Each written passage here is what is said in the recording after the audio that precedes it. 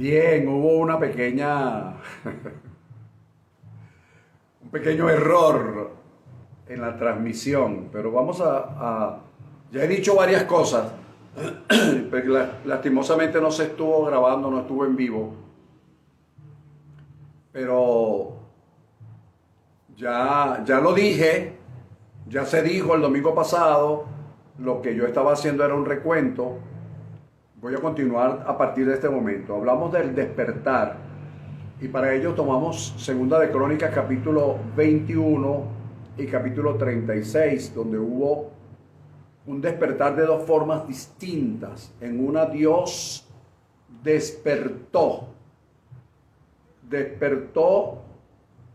contra Jorán, el rey de aquella época, despertó contra él el odio, la ira de los filisteos y de los árabes, y vinieron contra Judá. Eso lo hablamos la semana pasada, eso lo analizamos inclusive, de cómo Dios puede despertar de una forma u otra. O sea, lo que quiero dejar bien claro, bien establecido, es que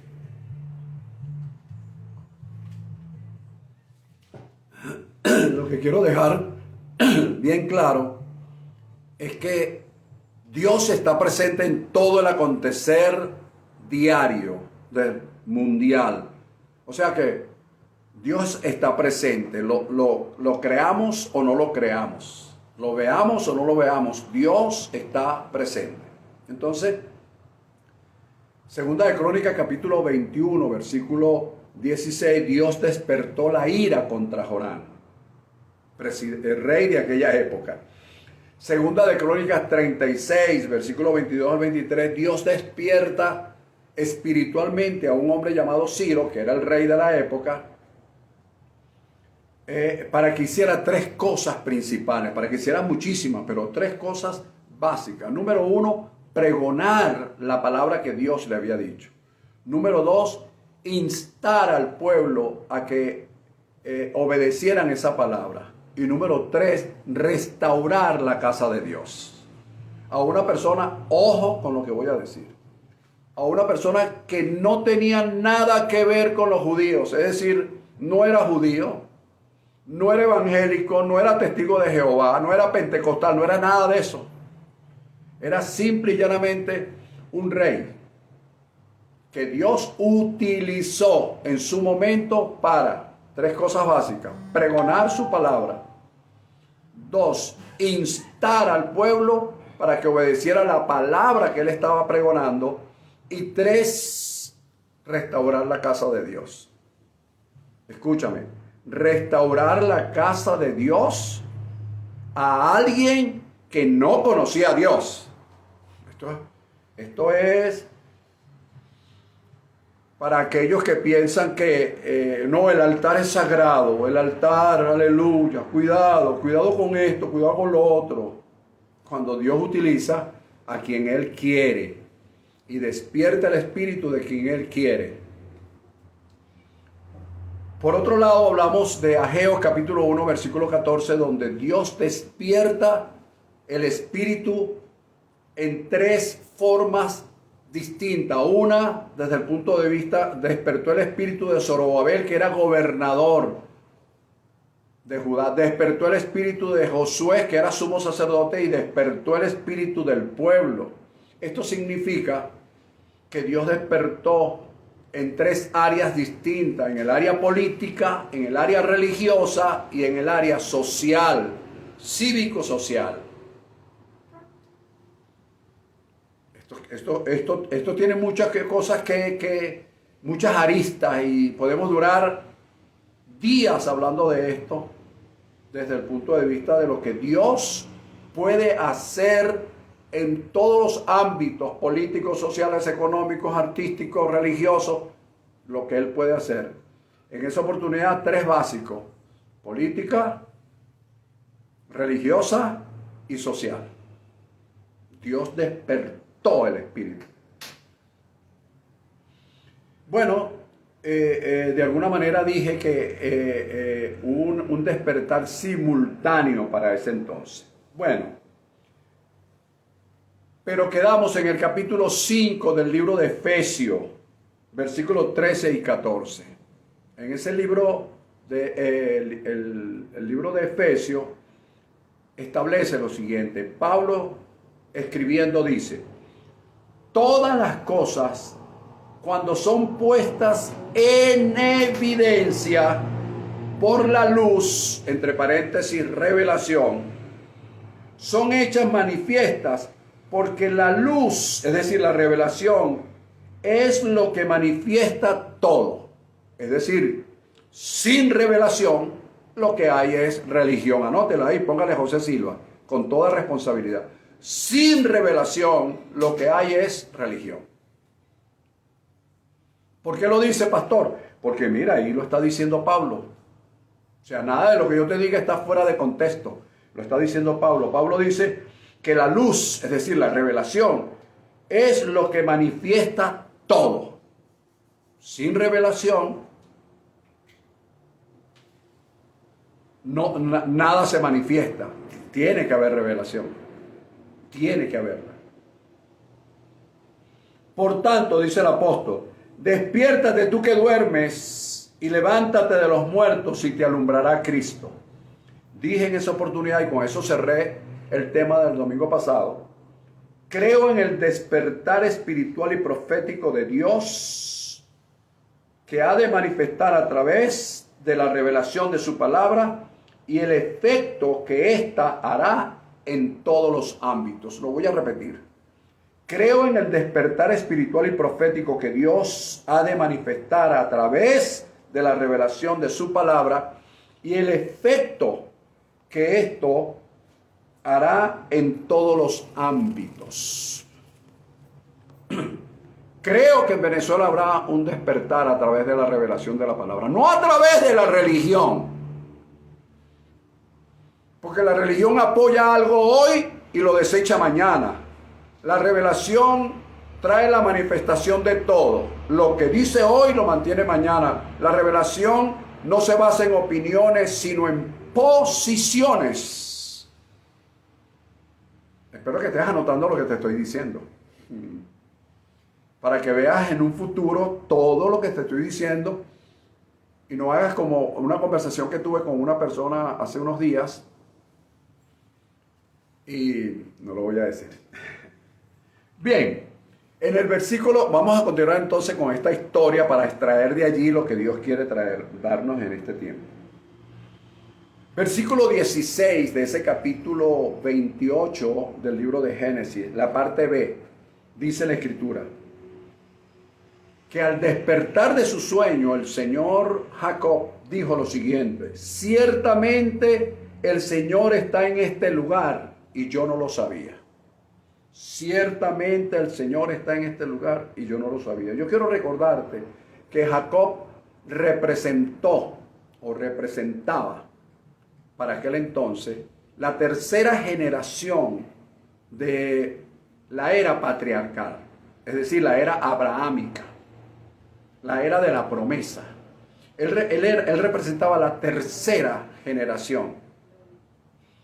Y aunque sus padres le habían enseñado, le habían inculcado, porque en ese tiempo se transmitían las culturas de generación en generación, había lo que se conoce como el pater family, que transmitía, era el sacerdote de la casa, que transmitía las informaciones, transmitía lo que se tenía que hacer conforme al conocimiento que ellos tenían, limitado o no. Entonces, Jacob en lo personal no conocía a Dios. En lo personal no conocía a Dios. Tenía un Dios de referencia. Y estando él al despertarse del sueño, con todo lo que ya hemos desglosado de este sueño, él se dio cuenta, al despertarse, toma conciencia que estaba en un lugar donde Dios se encontraba, pero él no se había encontrado con él, valga la redundancia, pero quiero que veas el manejo de las palabras. Dios se encontraba, pero él no se había encontrado con Dios, sino había tenido un contacto con Dios. ¿Qué es lo que quiero decir? En este tiempo tú y yo conocemos los atributos de Dios. Omnipresente, omnisciente, omnipotente. Tú y yo conocemos eso, pero él, Jacob, no lo conocía. Jacob no sabía acerca de la omnipresencia de Dios ni nada por el estilo. Pero él sintió y lo expresó: Dios está en este lugar. Ahora, quiero aclararte algo. La omnipresencia es diferente a la presencia manifiesta de Dios. Quiero jugar con las palabras. La omnipresencia es diferente a la presencia manifiesta de Dios. Dios está en todas partes, pero Dios no se manifiesta en todas partes. Entonces, nosotros podemos ver, como lo dijo Jesús en el Sermón del Monte, dijo: bienaventurados los de limpio corazón, porque ellos verán a Dios. Ellos verán a Dios, ¿viste? Ya no se trata de que Dios nos vea, de la omnipresencia de Dios, sino que ellos verán a Dios. Entonces, la presencia manifiesta de Dios es verlo a través de sus hechos, de sus maravillas, actuando a favor nuestro. Cuando nosotros empezamos a ver, nosotros muchas veces nos alabamos y nos halagamos nosotros mismos, y otros los hacen, y a nosotros nos gusta que nos alaben, que nos halaguen.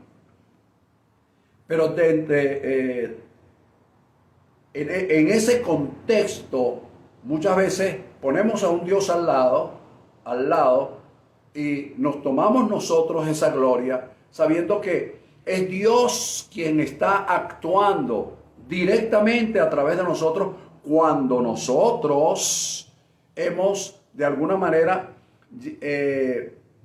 voy a usar la palabra, hemos cumplido con lo que ya hemos hablado en cuanto a todo esto que les he narrado, les he dicho en los 3 mensajes anteriores. Cuando nosotros hacemos ese pequeño, no análisis, porque no se necesita hacer un análisis, sino una evaluación sencilla, y decimos: wow, como dijo este hombre, wow, ciertamente Dios ha estado en este lugar y yo no lo sabía. ¿Ves? Porque una cosa es saber acerca de Dios y otra es saber de Dios. Acerca de Dios sabemos todo. Nos lo dicen todos los domingos en cualquier iglesia. Pero saber quién es Dios, cómo actúa Dios, ya es una cuestión personal, que cada quien la asume o la rechaza. Eso no es impuesto ni nada por el estilo. ¿Ok? Bien. Seguimos con el versículo 17, porque quiero entrar en un tema un poco álgido al final. Dice que él tuvo miedo y el miedo le produjo decir: este lugar es terrible. No es otra cosa que casa de Dios y puerta del cielo. Fíjate, cuando tú buscas el significado de la palabra terrible, la palabra terrible quiere decir algo que produce terror, que produce, que es horrendo, que es inaceptable, que es insoportable. Eso es lo que significa la palabra terrible. Pero cuando nosotros entramos en la mentalidad, en la era religiosa: oye, este muchacho sí es terrible. Oye, lo que me pasó fue algo terrible. Y tenemos la palabra terrible como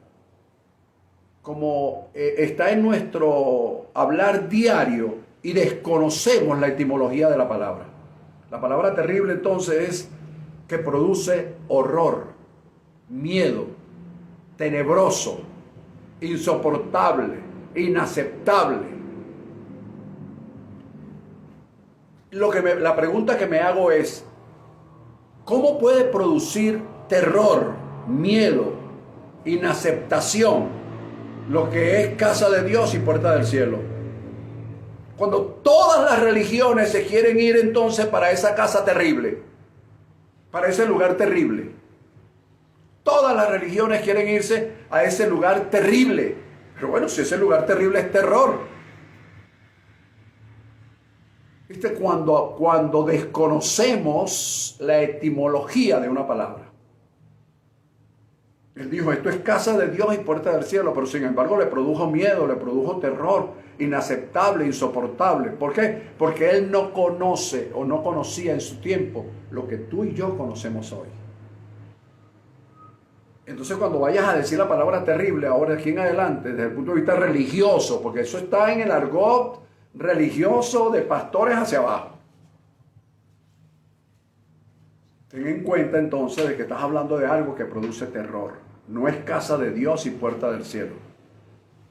Esta fue una concepción, una concepción errada que tuvo Jacob. Y por supuesto, como Dios permite que los errores se escriban en la escritura, entonces nosotros tomamos a veces las cosas como algo que Dios puede permitir algo sin que esto quiera decir que Él lo apruebe. Por ejemplo, Dios permite los gobernantes extremistas, dictadores, Dios lo permite, no significa que lo apruebe.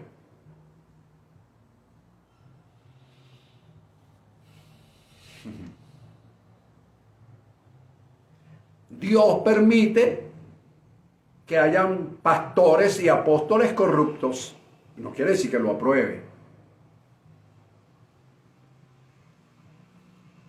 Dios permite que hayan apóstoles y pastores y profetas que le digan palabras de adulanza a presidentes y gobernantes, no quiere decir que Dios esté aprobando eso.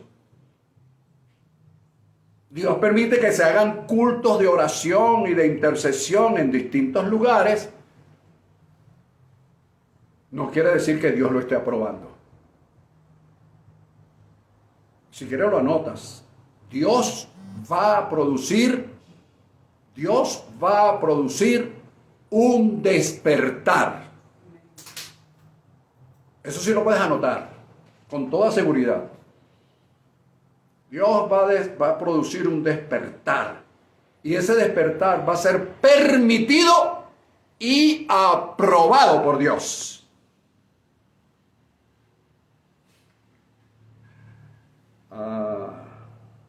Bien, lo cierto es que él dice, no es otra cosa que casa de Dios y puerta del cielo. No quiero ahondar en eso porque quiero adelantar, quiero tratar de finalizar o procurar finalizar el tema de hoy. Fíjate, en el versículo 18 dice, y se levantó Jacob de mañana y tomó la piedra que había puesto como cabecera, la alzó por señal y derramó aceite sobre ella. Es decir, en otras palabras, yo dije, tienes que ungir tus sueños. Porque de forma tradicional eso se hace. Pero ven acá, ¿el aceite qué simboliza? El aceite simboliza la unción.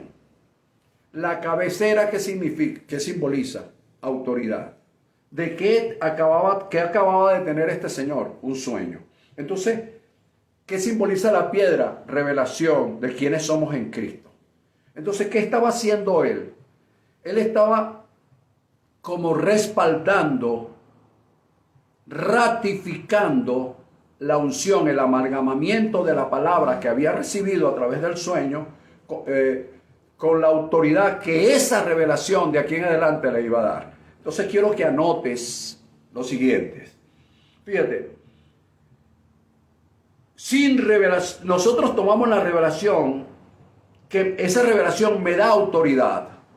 Esa autoridad para mí es una señal de que Cristo, que es la unción, vive en mí. Voy a repetir esto.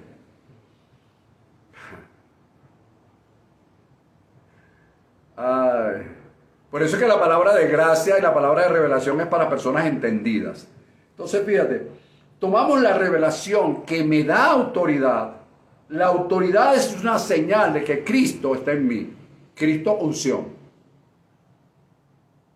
Ahora bien, sin revelación, sin revelación no hay autoridad. Es decir, la autoridad no la tiene el que más grita en los servicios. La autoridad no la tiene el que más manda, desde el punto de vista gubernamental, político. No. La autoridad la tiene aquel que recibe revelación. ¿Por qué? Otra vez vuelve a leer entonces Efesios capítulo 5, donde te dije que la revelación es lo que revela, es lo que manifiesta todo. Entonces, sin revelación no hay autoridad. Sin autoridad no hay señal. Sin señal no le podemos decir al mundo que somos de Cristo. Cuando hablo de Cristo hablo de la unción, no estoy hablando de ninguna religión. No estoy hablando de un hombre que estuvo por aquí, anduvo y caminó durante 3 años y medio. Estoy hablando de una unción. De algo que es sempiterno, que se manifiesta en tiempo, pero que perdura en la eternidad. Entonces lo voy a repetir. Sin revelación no hay autoridad. Sin autoridad no hay señal. Sin señal no podemos mostrar a Cristo. Lo demás, escucha, lo demás es religión. Haz lo que tú quieras. Ora, levántate de madrugada, date cabezazos con lo que tú quieras, échate aceite, lo que tú quieras. Eso es religión. Pero lo único que te da autoridad sobre cualquier circunstancia es que tú tengas revelación. Los gritos nos dan autoridad.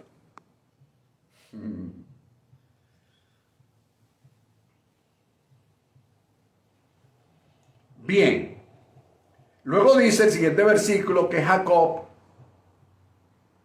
le dio aquel nombre, le puso por nombre Betel, y Luz era el nombre que tenía primero.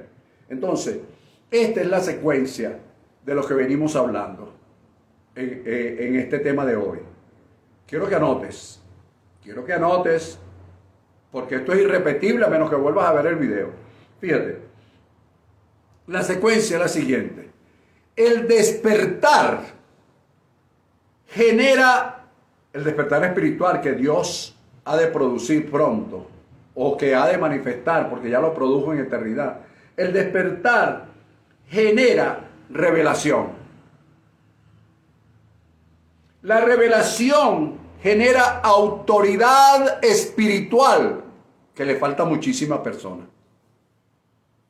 La autoridad espiritual trae consigo la moral, la ética, la dignidad y la integridad. La ética, la moral, la dignidad y la integridad es la señal de que la unción, Cristo, está en nosotros. Y todo esto produce cambios internos y externos. Porque si Jacob no hubiese tenido el sueño donde Dios le reveló lo que quería hacer con él no hubiese tenido autoridad de ungir la piedra sobre la cual durmió. Y no hubiese tenido la autoridad para producir cambios de nombre, cambiarle el nombre de Betel a Luz, o de Luz a Betel. Entonces, si no hay, para producir cambios internos y externos, cambios que perduren en el tiempo, tienes que tener ética, moral, dignidad, integridad. Porque eso es lo primero que tú transmites. Y esa ética, esa moral, esa integridad, esa dignidad, te lo da es la autoridad espiritual. La autoridad espiritual viene de la revelación.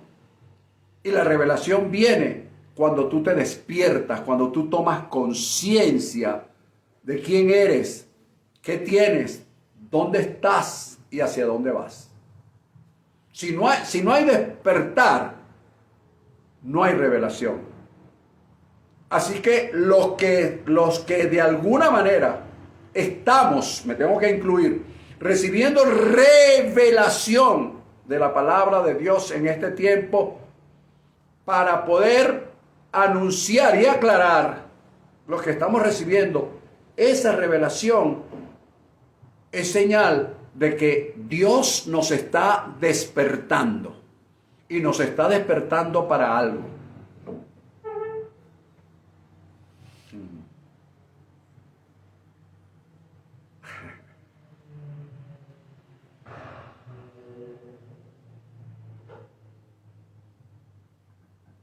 Hay dos instituciones que tienen que temblar cuando se oiga la voz de la palabra de la revelación. Lo voy a decir con mucha autoridad. Una son las instituciones políticas mal conducidas y otra es la religión de aquellos llamados apóstoles y pastores que desde los púlpitos se están dando a la tarea de imponer, de controlar y de manipular.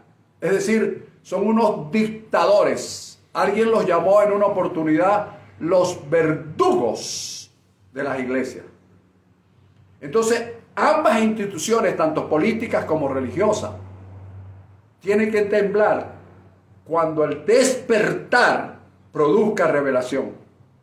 Porque aquellos que tengan revelación tendrán autoridad. Y los que tendrán autoridad, esa autoridad traerá consigo que habrá dignidad, moral, integridad en la persona que lo habla.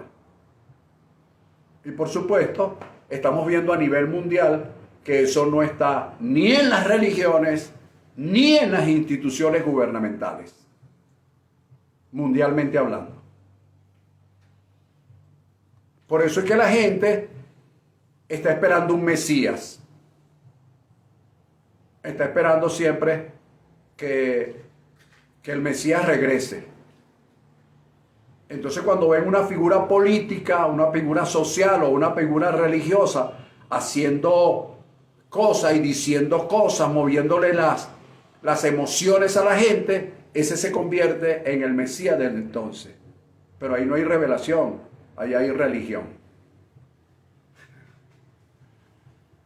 Ay, bendito. Bueno, Dios me llamó para anunciar y para aclarar. Bien, después de esto que les he dicho, mira lo que viene. Oído, hay un despertar, el despertar trae revelación, la revelación trae autoridad, la autoridad trae consigo lo ético, lo moral, lo digno, lo íntegro. Esto produce cambios internos y externos y luego viene un resultado. O sea, se presenta el resultado. ¿Cuál es el resultado? El hombre, la institución, el ministerio que se acopla a todo esto que he dicho, entonces hace voto, es decir, crea compromiso. Ah, creía que era gratis, ¿no? Creía que era, ay, qué chévere, lo recibí, gloria a Dios, aleluya. No, ahora creas un compromiso, ahora tienes un compromiso. Yo tengo un compromiso. Yo me comprometo cuando digo esto. Cada persona se compromete cuando habla. Lo que pasa es que nos gusta hablar y decir cosas, sí, así, tú sabes, fantasiosa. Pero cada palabra que sale de nuestra boca cuando lo hacemos con responsabilidad es un compromiso.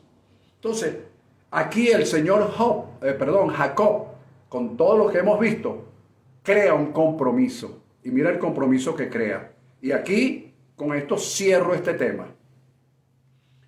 Hace un voto, dice la Escritura, dice, si fuere Dios conmigo, listen, si fuere Dios conmigo y me guardare en este viaje en que voy y me diere pan para comer, vestido para vestir y volviera en paz a casa de mi padre, entonces, 5 cosas, dice el hombre, se compromete el hombre. O mejor dicho, pone como condición. Y luego dice, el Señor será mi Dios. Quiere decir que no era su Dios. Era el Dios de sus padres. De hecho, Dios se le presentó. Yo soy el Dios de Abraham y de Isaac. Todavía no soy el Dios tuyo. ¿Te das cuenta? Ay, acepta a Cristo como tu Señor y Salvador y todo te resolverá. Sí, ¿cómo no? El Señor será mi Dios. Esta piedra, que es la revelación, será señal. Será casa de Dios.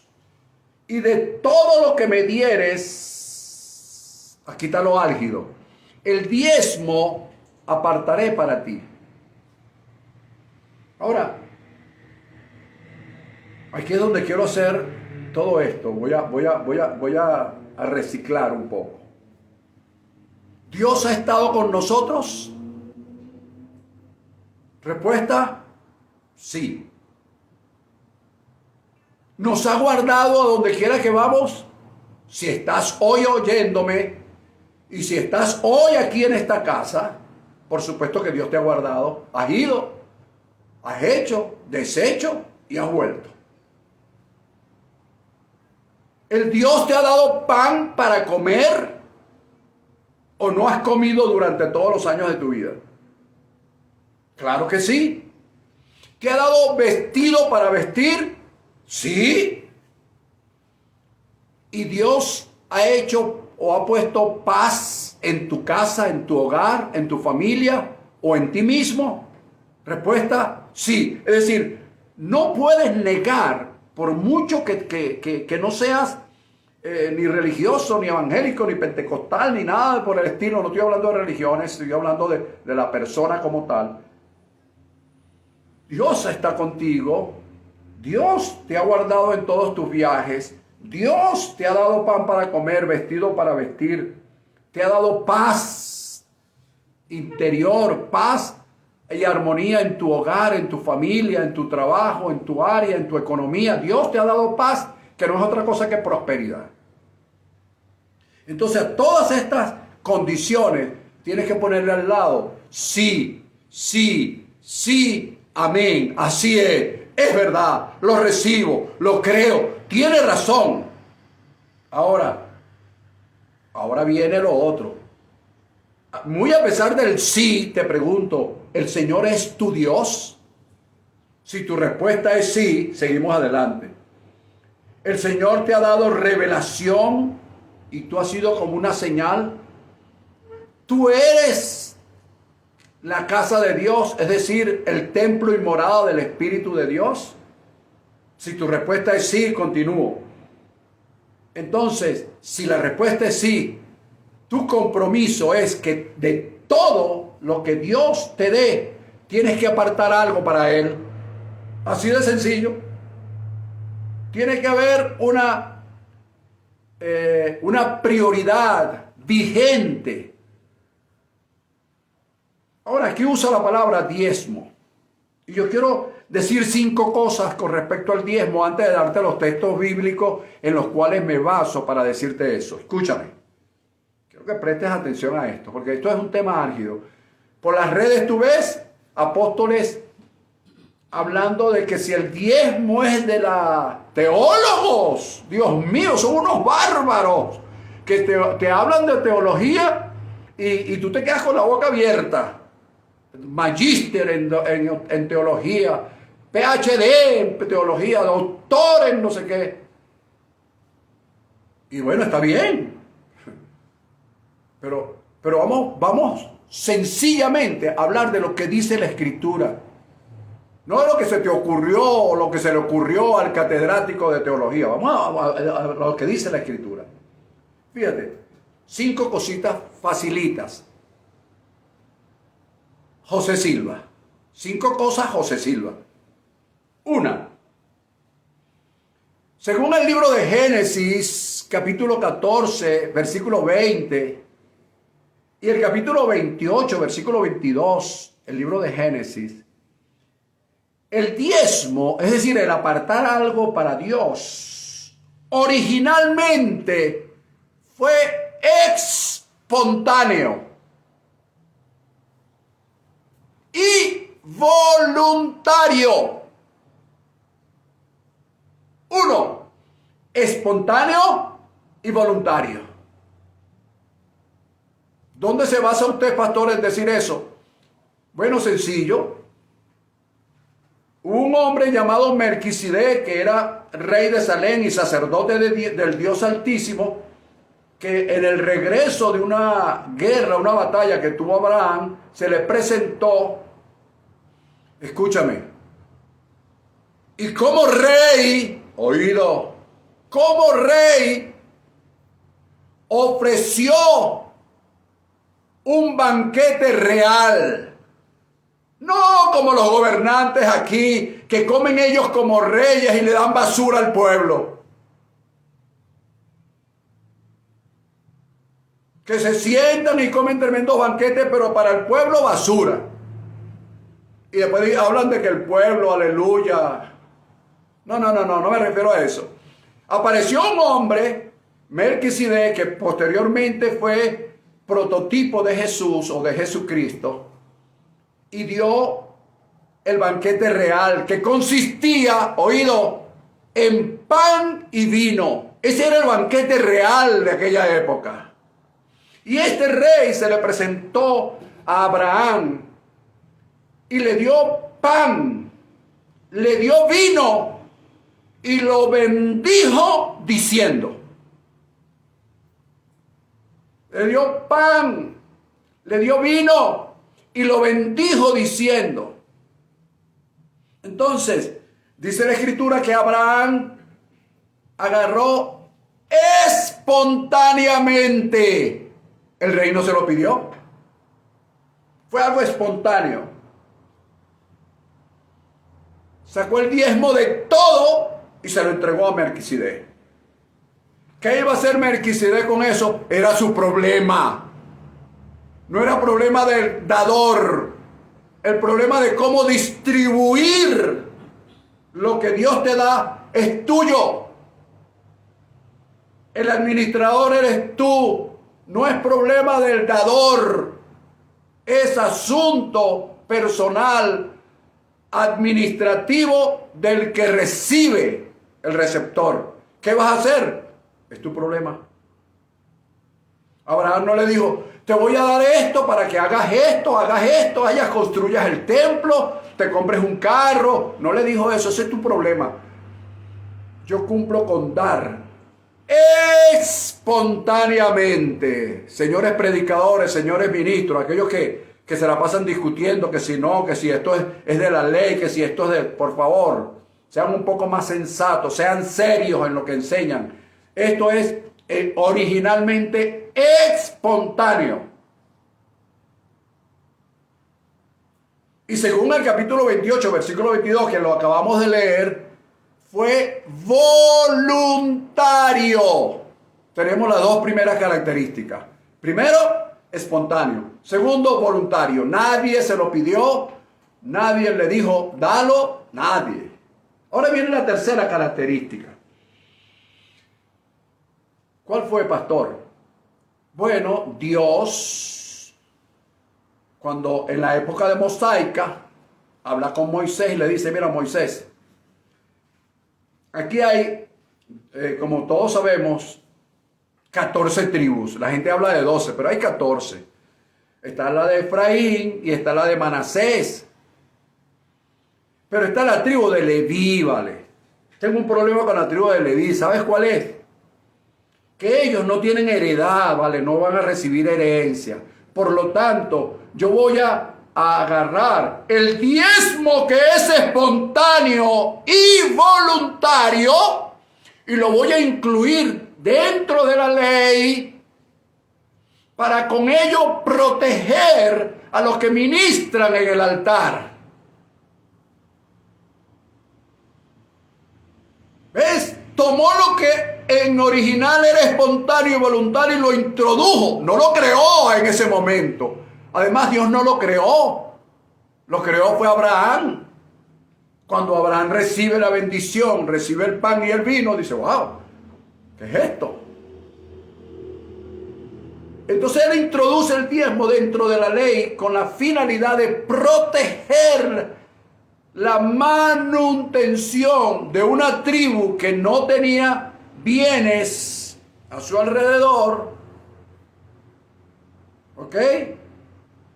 Y Dios dijo, es la manera de protegerlos, porque ellos van a ministrar en el altar.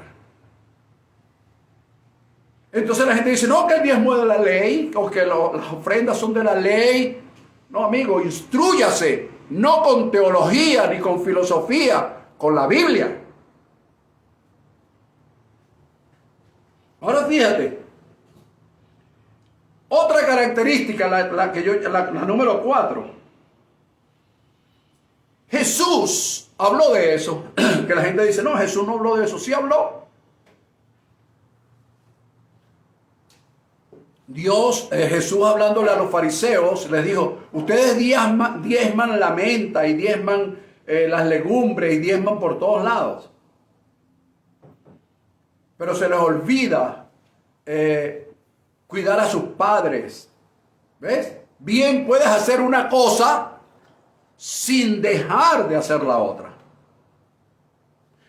Esa es la cuarta característica. La quinta característica, pudiéramos decir, es que se tomó para aquel entonces los diezmos como una justificación para presentarse delante de Dios y tratar de manipularlo, porque yo daba los diezmos, como lo hizo el publicano de aquella oportunidad, o el fariseo, perdón, de aquella oportunidad, según el capítulo 18 del libro de Lucas.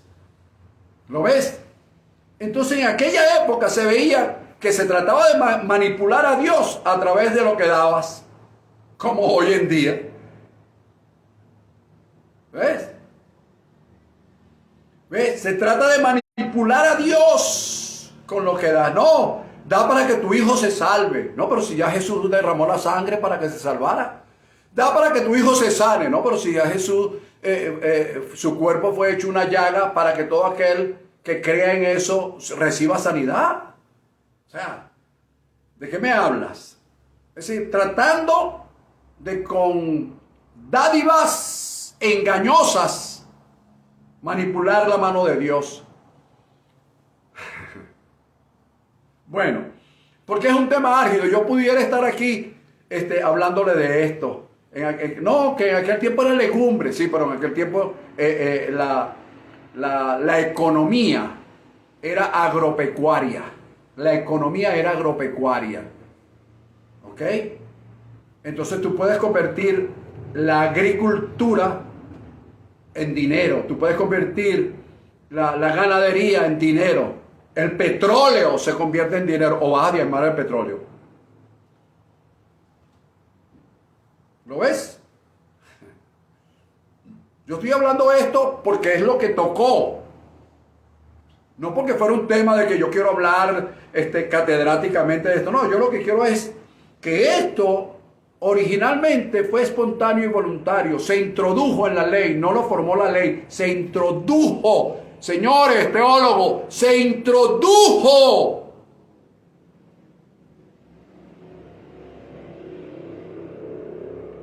Luego hay algo bien interesante que sería la 6 o la séptima característica que está en el libro de Hebreos capítulo 7 por el gran apóstol Pablo. Pablo toma como referente la originalidad. Toma como referente la originalidad y la voluntariedad cuando habla en el capítulo 7 de lo que hizo Melquisedec, de lo que hizo Abraham con Melquisedec.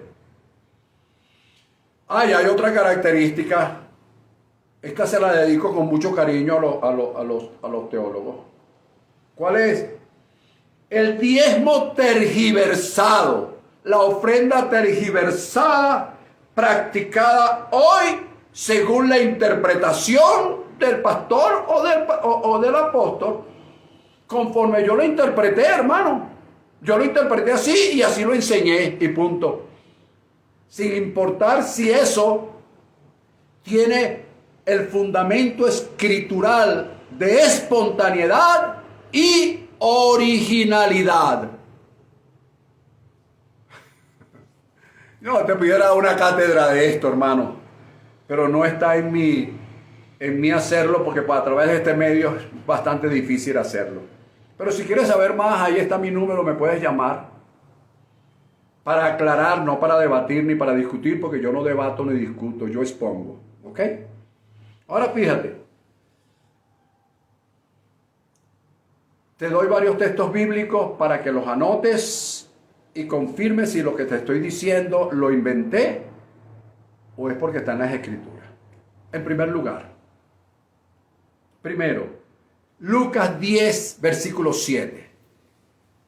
Dicho por el Señor Jesús en tierra, dijo: el obrero es digno de su salario. 2. Primera de Timoteo 5:18.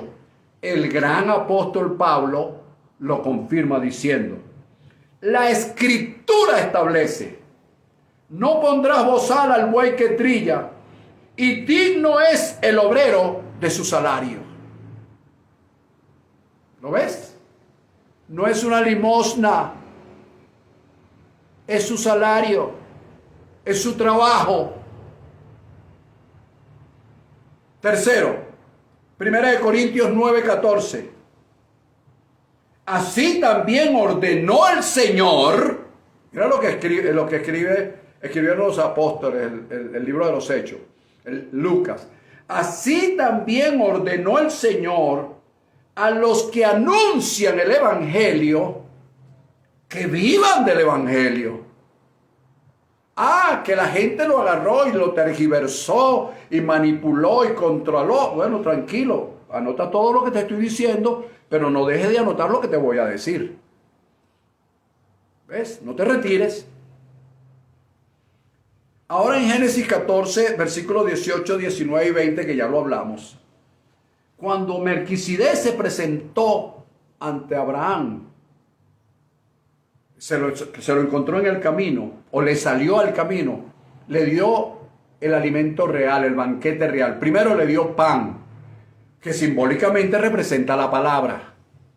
Luego le dio vino, que simbólicamente representa el proceso transformador de cambios, restauración y pacto en la vida de una persona cuando se inicia en lo que es el estudio de la Escritura. Comienza un proceso de transformación, de cambios y de restauración en la vida de esa persona. Porque si la palabra no te cambia, si la palabra no te transforma ninguna religión. A mí no me transforma las religiones. A mí no me transforma la iglesia. A mí me transforma la revelación de la palabra. Entonces este hombre se presentó con pan, tipo de la palabra, y le entregó el proceso, le dijo: Señor Abraham, en tu vida habrá un proceso de transformación, de restauración, de cambios y de pactos. Por supuesto, a lo mejor Abraham no lo sabía como lo sé yo en este tiempo, pero si usted lee la vida de Abraham se da cuenta de que Abraham estuvo en un proceso. Había recibido una palabra, capítulo 15 del libro de Génesis, y comenzó un proceso de primero creer en la palabra que se le dio, segundo ser transformado por la palabra que se le dio, creerla, vivirla, esperarla. Comenzó un proceso que duró 25 años aproximadamente.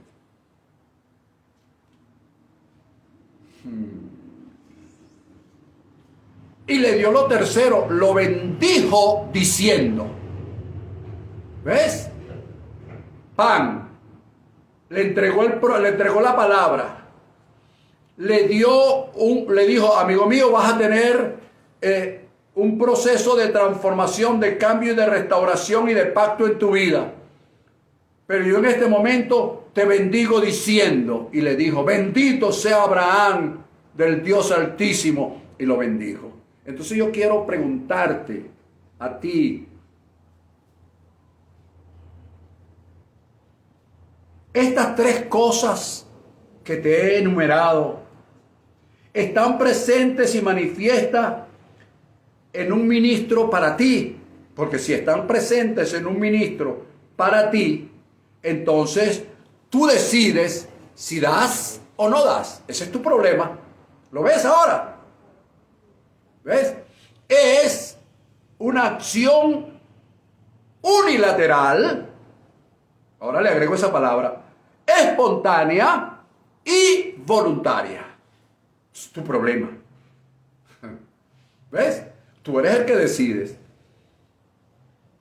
Te recuerdo 2 textos más y con esto te digo chao, arrivederci, sayonara. Mira, en Hebreos capítulo 20, versículo 35 dice: más bienaventurado es dar que recibir. Ahora, la palabra dar es la palabra didomi en griego, que tiene muchas acepciones, pero la que a mí me agrada es que la palabra didomi, que es la palabra dar en el griego, es dar libremente y sin ser forzado. Dar libremente y sin ser forzado. Didomi, no se te olvide. ¿Ves? Es más bienaventurado didomi, es decir, dar libremente, otra palabra que se le añada, espontáneo, unilateral, espontáneo, voluntario y sin ser forzado. ¿Te das cuenta? Entonces cuando tú veas que alguien te está forzando a dar, tú dices, no, esto no es un didomi. Tienes que aprender para que no se te metan en la cabeza lo que otros dicen, sino lo que la revelación de Dios en tu vida a través de su Espíritu te diga. Con esto termino. Capítulo 6, versículos 6 y 7 del libro de Gálatas. Textos por todos conocidos, pero no del todo conocido. Anota eso, papá, anota, aprende. Yo quiero que aprendas. Mira,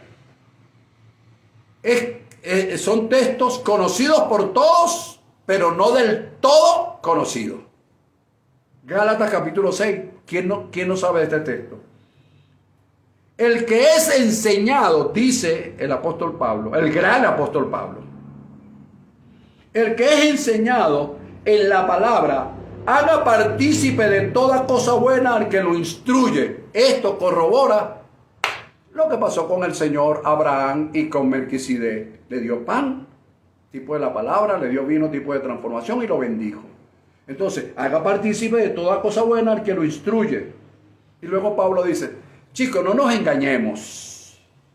Dios no puede ser burlado, pues todo lo que el hombre sembrare, eso también segará. Y se acabó la película. ¿Lo ves? Entonces, que el apóstol fulano de tal dice que eso es de la ley, que el teólogo fulano de tal dice que eso es de la ley, que ahora en la gracia es otra cosa, en fin. Lo cierto de todo esto es que de Génesis a Apocalipsis hay un principio. Todo lo que el hombre siembra, eso cosecha. ¿Ves? Todo se resume en la ley de la siembra y cosecha, ley de reciprocidad, ley de causa y efecto, ley del dar y el recibir. Ya es una cuestión que nosotros somos los que decidimos. ¿Por qué? Porque nadie tiene que forzarte a hacer algo que tú no quieras, y menos en este tiempo de gracia.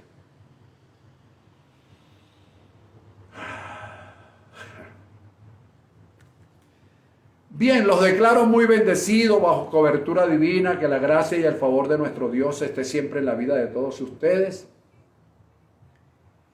Y que, como siempre he dicho, el código de honor, andar en la verdad, andar en justicia, en rectitud e integridad de corazón, procurando hacer siempre lo que a Dios le agrada. Los declaro muy bendecidos. Nos vemos la próxima semana. Bendecidos todos, fuerte el abrazo, gracias por estar con nosotros. Un gran abrazo para todos.